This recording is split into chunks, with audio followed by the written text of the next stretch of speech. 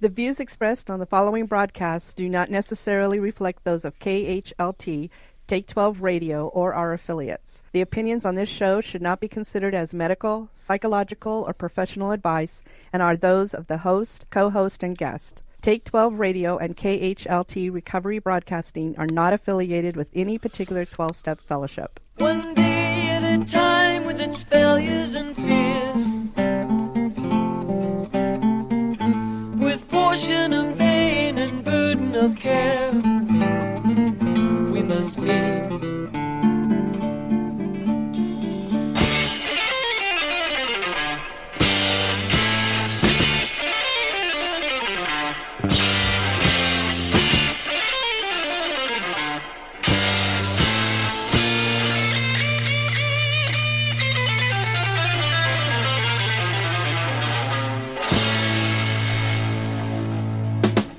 Welcome to Walking Through the Language of the Heart, a journey into the Grapevine writings of Alcoholics Anonymous co-founder Bill W.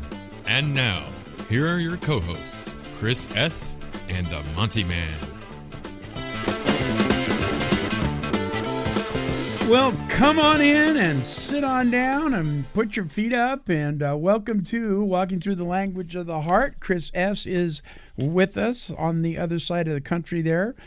Chris, how you be? What's going on, Monty? How was your week? My week was very busy. We're very excited doing some new things here at Take 12 Recovery Radio, and whenever we venture out on doing something new, I don't know who it is that puts that manic behavior in me, but it couldn't be my fault, could it? No. I just get a little overwhelmed and do a little too much sometimes and forget to rest. But it's been an exciting week, and as always, being able to come on and do this podcast with you it's just a priceless thing, and I'm so thankful for it, my friend. Oh, nobody's enjoying it more than me, Monty. So what are we doing? Last week we kind of went into a little bit of a different direction because of the supposed rewriting of the Big Book, that thing that's going on. And prior to that, we were in part one, weren't we? Yes. Yeah. So we're at part two of Language of the Heart. That's right. Which was an essay that Bill wrote in July of 1960. So this is the essay that they took the name of the book from. And it's been real interesting so far. I would refer people back to the 2 weeks ago. I think it's episode 65 or something, which is part one. Yeah. But anyway, we're going to pick it up on page 247 at the top. All right. My new Oxford group friends, the religious group in which Ebby had made his first but not final recovery, objected to the idea of alcoholism as an illness. So I had to quit talking about the allergy plus the obsession. Whoa, that's the first time I've heard that. Wow. A little bit of a faux pas from the old Yeah. Oxford group. I wanted the approval of these new friends, and in trying to be humble and helpful, I was neither. Slowly I learned, as most of us do, that when the ego gets in the way, it blocks communication. Monty, I'm finding like every paragraph this guy writes, I know. you know what I mean, has so much depth. He truly was a great communicator. Maybe some of the syntax is a little bit dated and at times clumsy or, overblown, but the amount of material that this guy can communicate, it would take a person a chapter to put in what he puts in a paragraph. It's just amazing. It's phenomenal. I needed another big dose of deflation, and I got it. The realization dawned on me that for 6 months I had failed completely. Then Dr. Silkworth gave me this crisp advice. Quit preaching. Quit harping on your odd spiritual experience. Tell them your own story. Then pour it into those drunks. how medically hopeless alcoholism is. Soften them up enough first, then maybe they will buy what you really have to say. You've got the cart before the horse. Bill talks in many, many places about this conversation he had with Silkworth. Hmm. Now, it was the spiritual experience that was, foremost in Bill's mind. 6 months out of his recovery, right? Right. And that's what he wants to tell everybody about. But Dr. Silkworth was saying you gotta give them a reason to believe that they're gonna need a spiritual experience, or you're not gonna get through to them. Yeah. You know. You got to know your audience, right? Yeah, and listen, you got to soften people up with a little bit of hard truth about alcoholism. Sure. Why do you need all this stuff? Why do you have to go to church basements? Well, it's because you suffer from a progressively fatal illness that you don't have the power to reverse. Right. And you do what all of us is doing, and somehow the power will be there. My meeting with Dr. Bob in Akron was my first successful rapport with another alcoholic. I followed Dr. Silkworth's advice to the letter. Dr. Bob did not need spiritual instruction. He already had more of that than I did. What he did need was the deflation at depth and the understanding that only one drunk can give another. What I needed was the humility of self-forgetfulness and the kinship with another human being of my own kind. I thank God for providing it. It's just amazing. One alcoholic talking with another. You hear it all the time.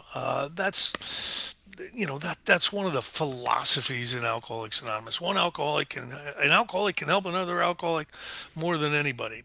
And I had an experience today. Somebody tracked me down and got my phone number, and we talked for, I don't know, 20 minutes.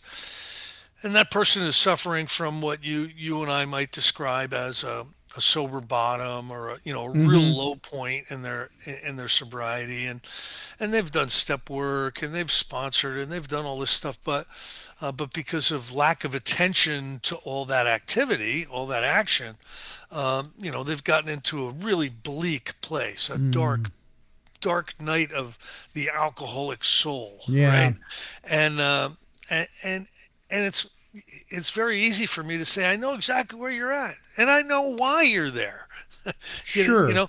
Let's talk about meetings. Let's talk about service. Let's talk about sponsorship. Let's talk about steps. Where are you with all that? Well, you're not really doing a lot, are you? Well, you're supposed to be Yeah. depressed. Yeah. It shouldn't come as a surprise, but I was able to get through to this person probably better than if he went to his psychiatrist, because Yeah. I got lived experience. I've been there. And people will trust a person with the same experiences or are relatively close to, where they just won't trust the other person. I can't tell you how many times I've heard people say that to me, I went and saw this counselor, I went and saw that therapist, and it wasn't until I met one that was an alcoholic as well before I started listening. And they may have been saying the same thing. Yeah. I really like, alcoholic psychiatrists and alcoholic clinical psychologists. Right. Because, they have the holistic view. They know Sure. what needs to come first. Yeah. Yeah. How are your meetings? They're going to ask you. Anyway, one of the first insights Dr. Bob and I shared was that all true communication must be founded on mutual need. Never could we talk down to anyone, certainly not to a fellow alcoholic. We saw that each sponsor would have to humbly admit his own need as clearly as those of his prospect. Here was the foundation for AA's 12 step to recovery, the step in which we carry the message. Our next great adventure in communication was the book Alcoholics Anonymous. After 4 strenuous years, we had produced 3 small groups and less than 100 recoveries. We knew we could communicate face to face, but it was very slow going. As we prepared the book, we all wondered, could the written word carry the message? Could the book speak the language of the heart to the drunk who read it? We didn't know. We simply hoped.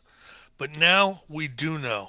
Yes, we do know, Monty. Mm. I can't tell you how many people I have met in the last 30 years who were struggling with alcoholism, going to meetings until the cows came home, right?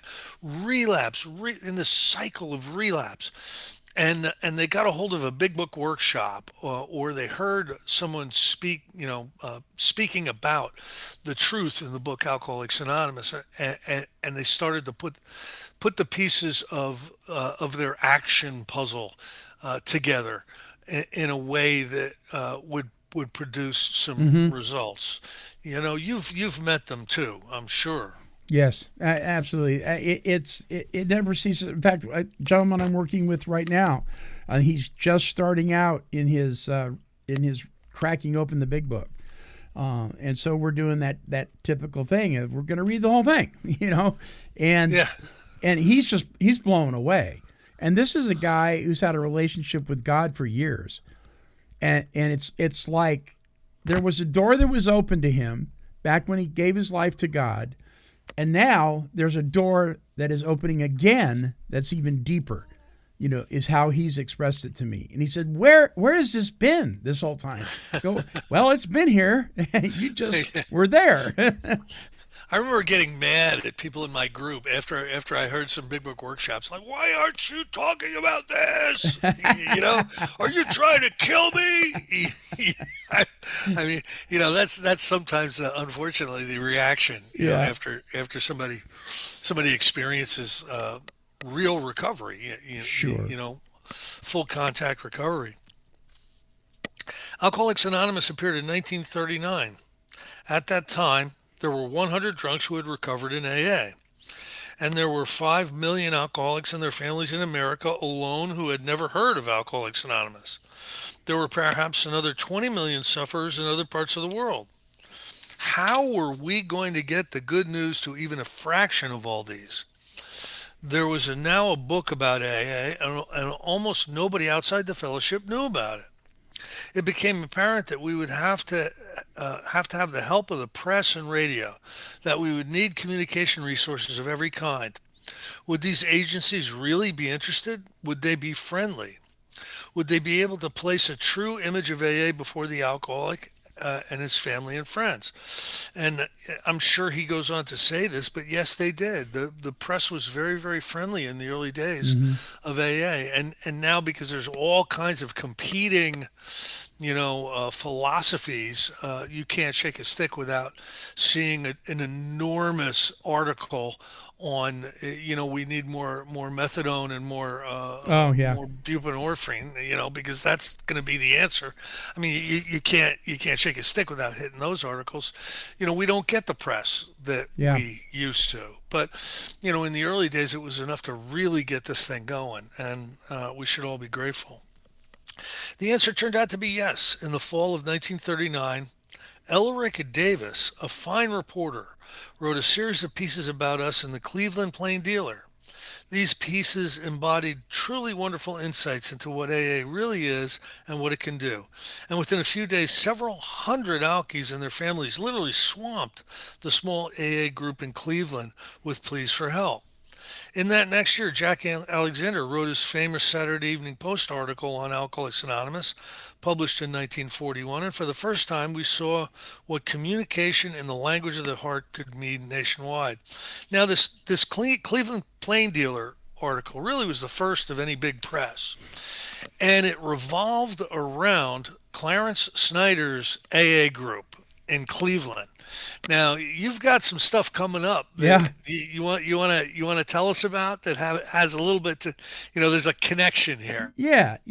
So I made a connection with a group of folks called the Came to Believe Recovery Group, who has taken the workshops that Clarence Snyder did with his sponsees, and has continued it on, and they put on retreats, and they also do these presentations with treatment centers as well as homeless centers. And they're coming up to Portland. They're out in New York. They're coming up to Portland, Oregon, and they're going to be servicing City Team, which is a homeless shelter, residential homeless shelter / faith-based treatment kind of program, kind of like Salvation Army would be. And they're going to be presenting step 1 through 12 in 3 days, which is what Clarence and the boys were doing, with the exception of step 9, because you kind of continue on with that because there's probably you're not going to be making all your amends in that weekend. Right. But these guys, I'm really excited about it because, man, I'm hearing more about Clarence Snyder from between you and them than I ever had. So I went out and got that book, How It Worked, and the thing's big enough to choke a mule. But yeah, I'm excited to hear. And I was telling one of the people in my home group about this, going through the steps in 3 days, and she was like, "That's right, yes, do that," because she's seen people's lives go down the toilet because they're doing a step a month, kind of thing. And so she's excited about that. So yeah, I'm hearing all sorts of stories about Clarence, some pleasant, some kind of judgmental, some, are really behind him. It's going to be interesting.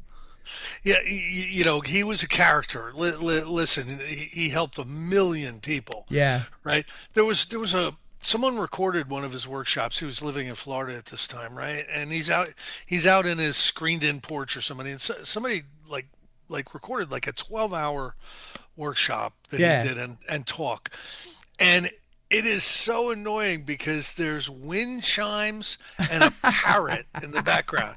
So constantly you're hearing rock, rock, rock in the middle of this workshop, and the wind chimes are ding, dang, ding, ding, ding, ding, ding, dang, dang, ding, ding. It drives you absolutely insane to get all the way through this, but I made it through, because he had some stuff to share. Listen, in the 30s. This step work was triage. It was right now, let's do it. It would be like showing up in the hospital and being in the emergency room. Yes. And if people had jobs, they told you to take a leave of absence for a week or whatever so that they could take you through the steps right then and right there. And that's just the way it was. We've elongated the process, and I don't think that's necessarily bad as long as someone is paying attention and taking the action quickly enough to prevent a relapse.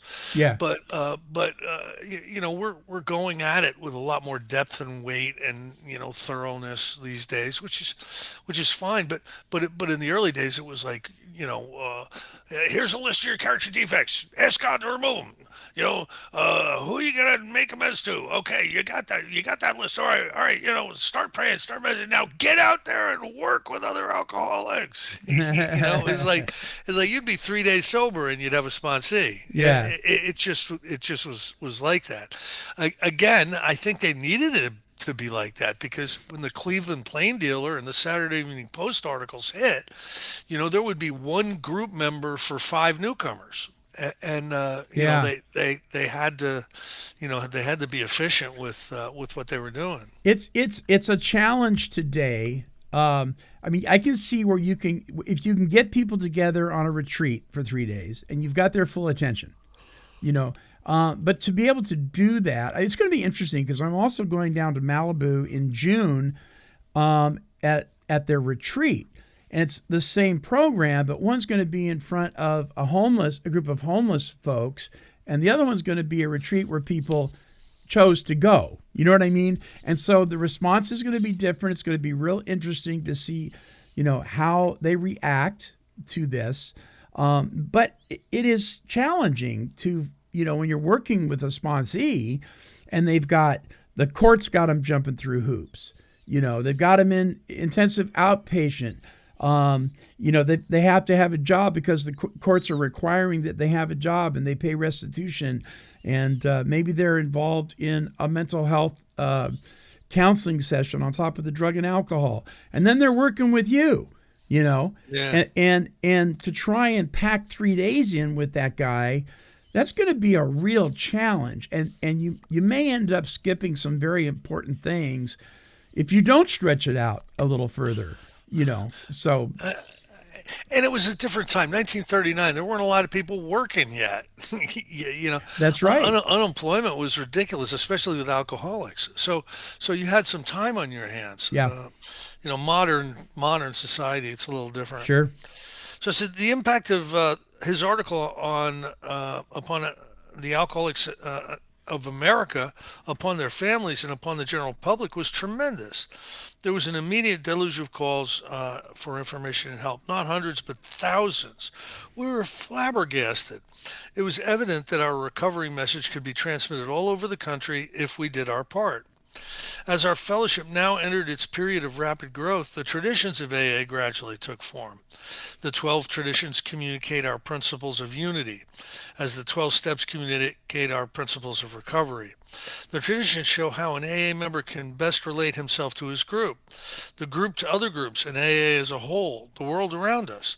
They show what AA membership is. They reveal AA's experience in matters of authority and money. They guard against compromising alliances, professionalism, and our very natural desires for personal public acclaim. The 12 traditions were slowly evolved during an era when large-scale publicity was causing new groups to spring up like popcorn on a hot griddle.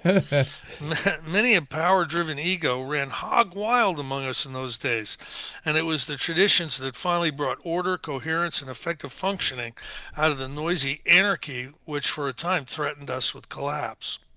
The traditions are neither rules, regulations, nor laws. No sanctions or punishments can be invoked for their infraction. Perhaps in no other area of society would these principles succeed. Yet in this fellowship of alcoholics, the unenforceable traditions carry a power greater than that of law. For years now, we have seldom seen a serious departure from them. So this is by 1960, people really weren't even breaking them. The example of the very few who have persistently ignored them has not caused others to follow suit. We obey our traditions willingly because of the need for AA survival. We obey them because we ought to and because we want to. Perhaps the secret of their power lies in the fact that these life-giving communications spring out of our living experience and are rooted in sacrificial love. Even in the very earliest days of AA, we began to find that the kinship of having suffered severe alcoholism was in itself not enough. We saw that in order to cross certain barriers, our channels of communications had to be broadened and deepened. For example, practically all of AA's first members were what we call today last gasp or low bottom cases.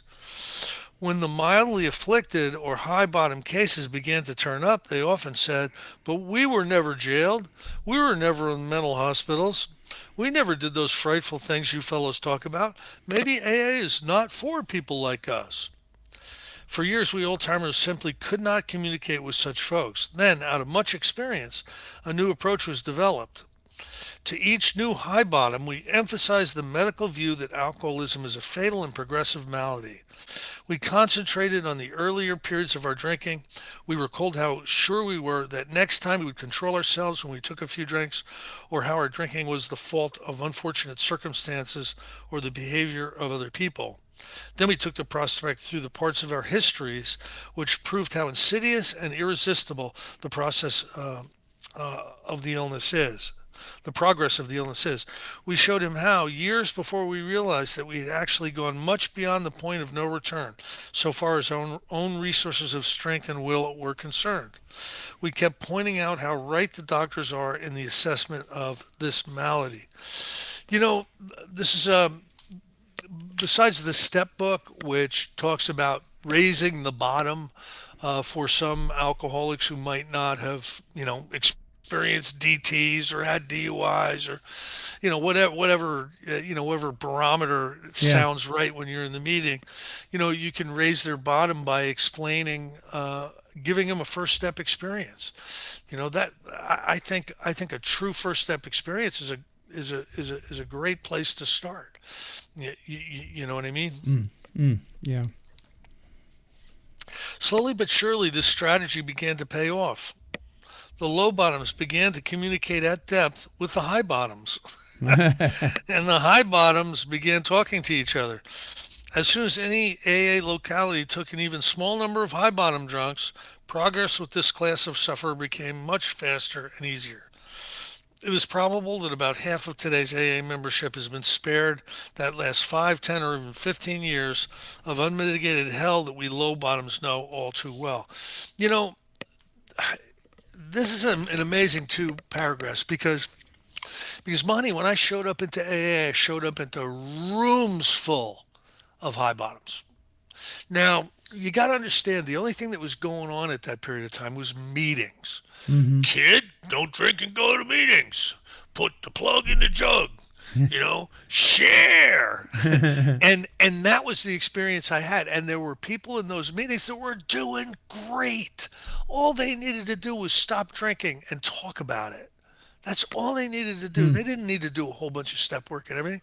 And I show up in these groups and I'm a mess emotionally, spiritually. I am corrupt of mind in every way you could be, right? Yeah.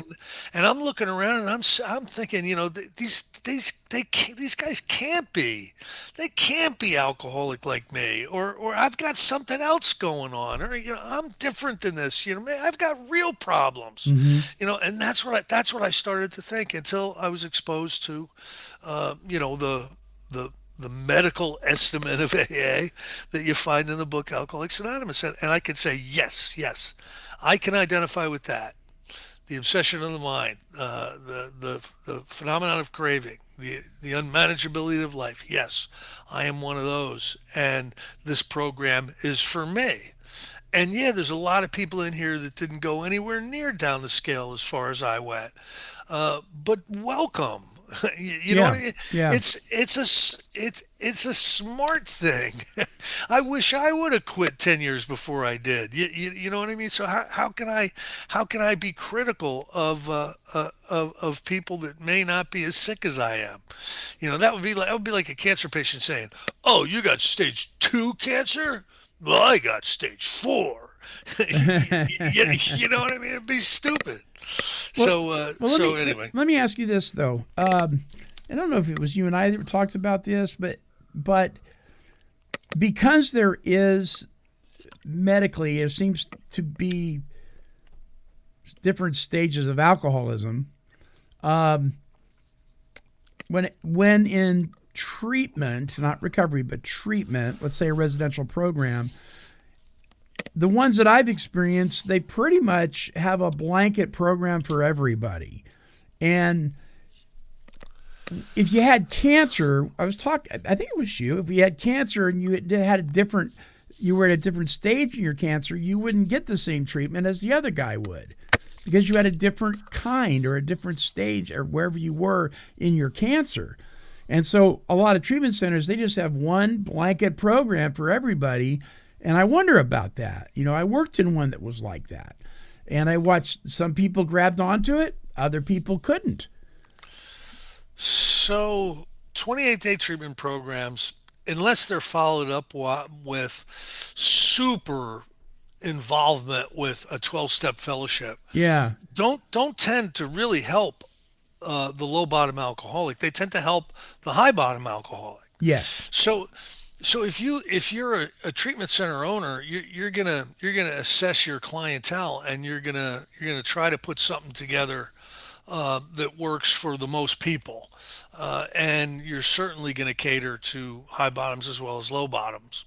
Now, there's some treatment centers around the country that specialize in the real reluctant to, they call them reluctant to recover. So there's recovery centers that will take people only if they've tried 3 or more treatment centers and continued to relapse. These places will then take you, and it'll be like a long-term, spiritual immersion type of experience. And that'll work for a real low bottom. But we don't have lack of knowledge. we have lack of power. Right. And so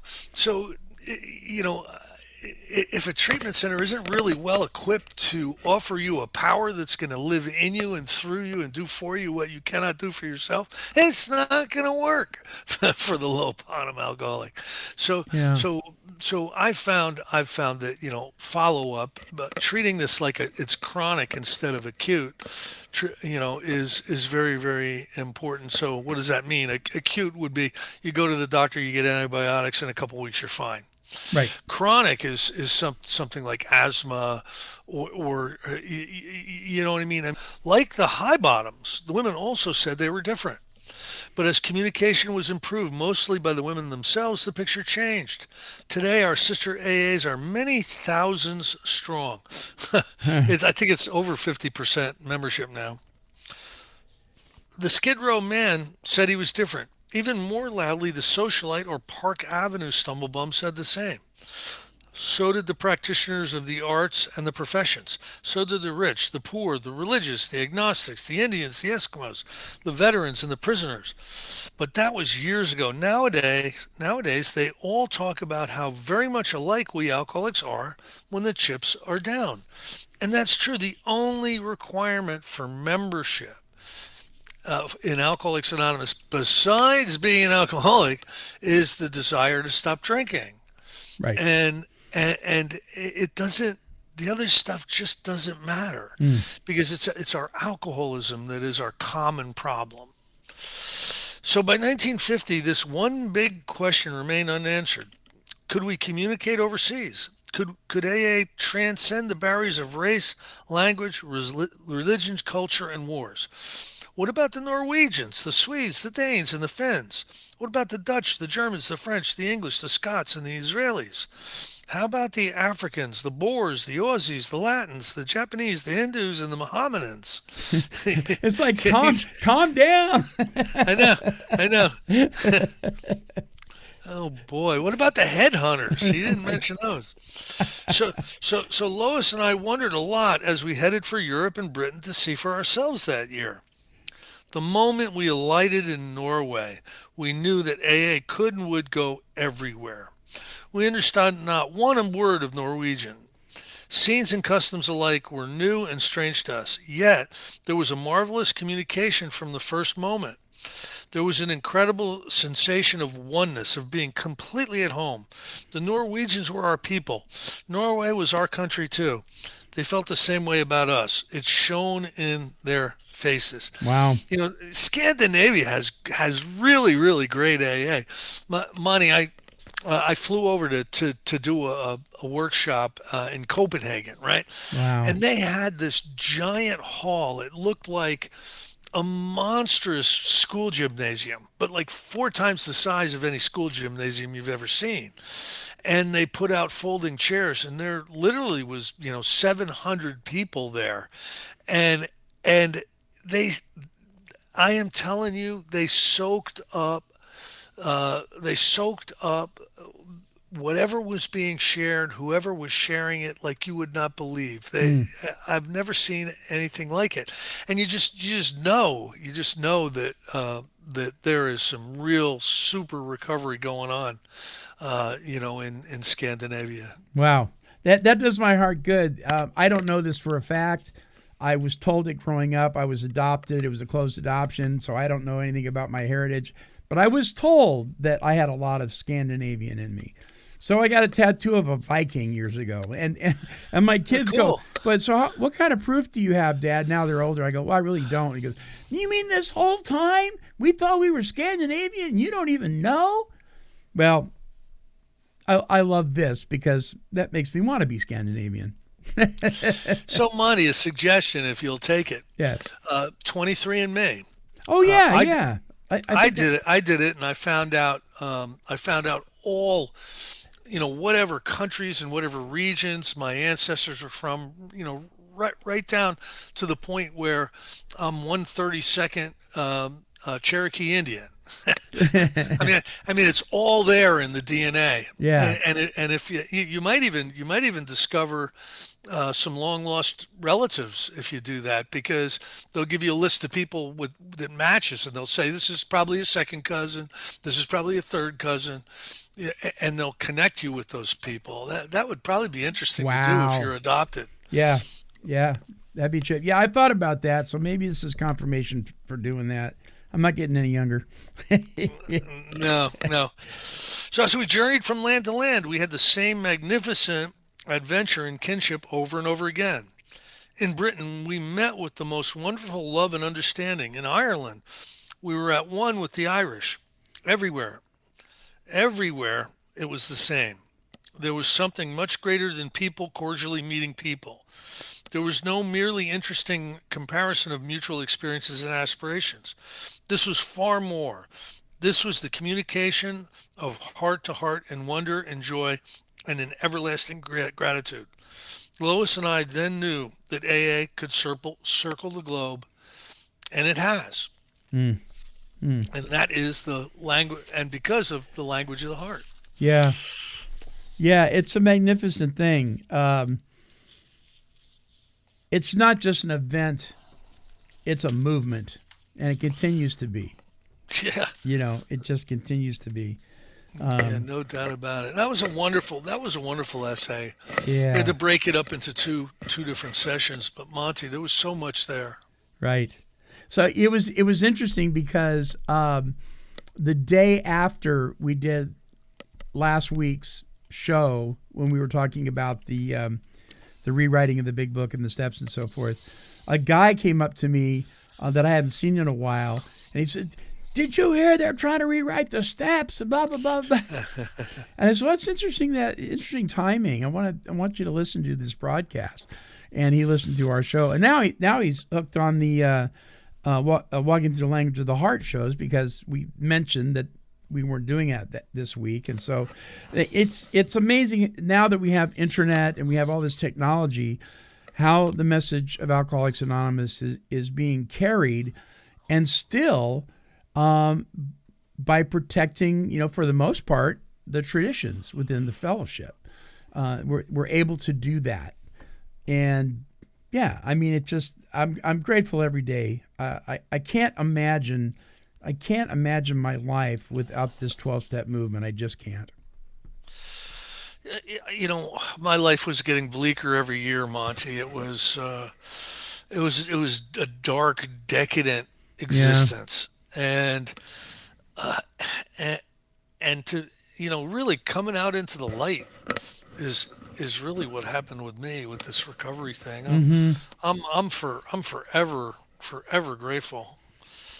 Do you sometimes look back at that person and not recognize him?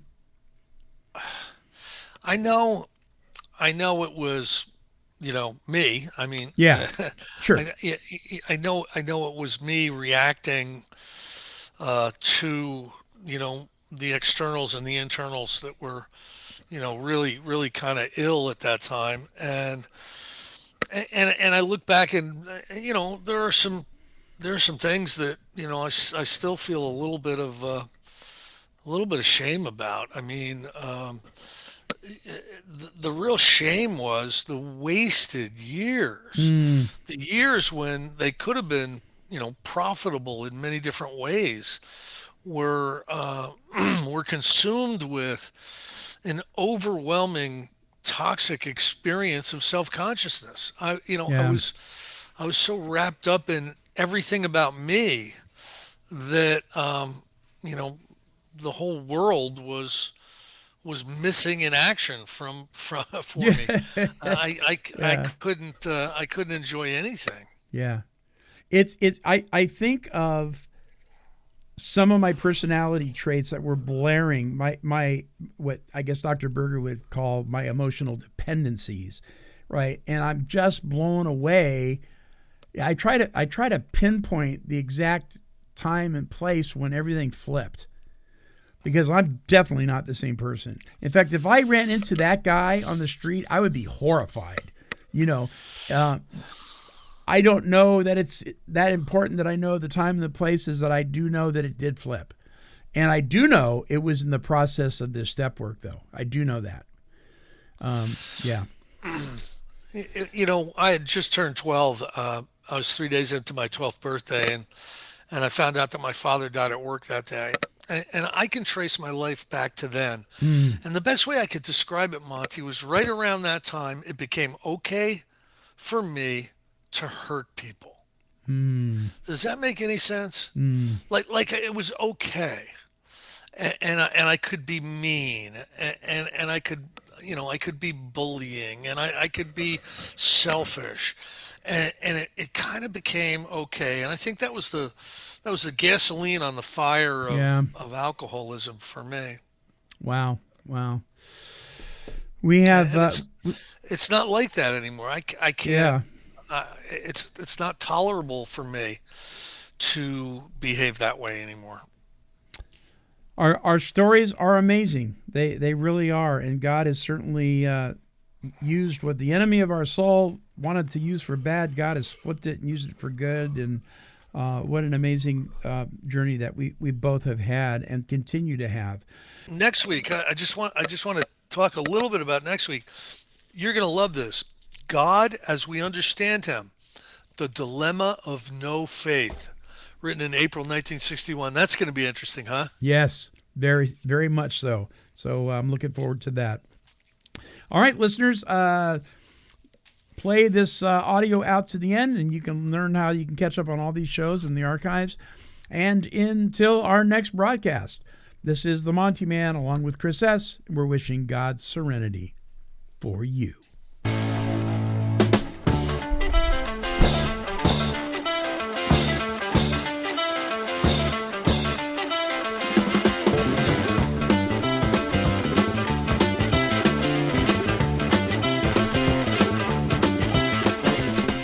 For more recovery workshops with Chris S. and the Monty'man, visit our website at take12radio.com and click on the Recovery Workshops banner.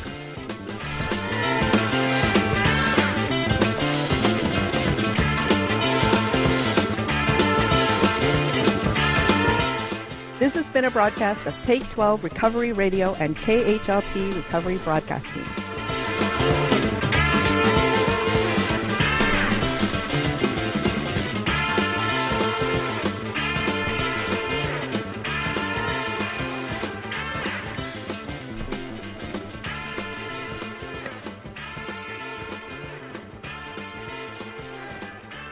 This has been a Chicken and a Pig production.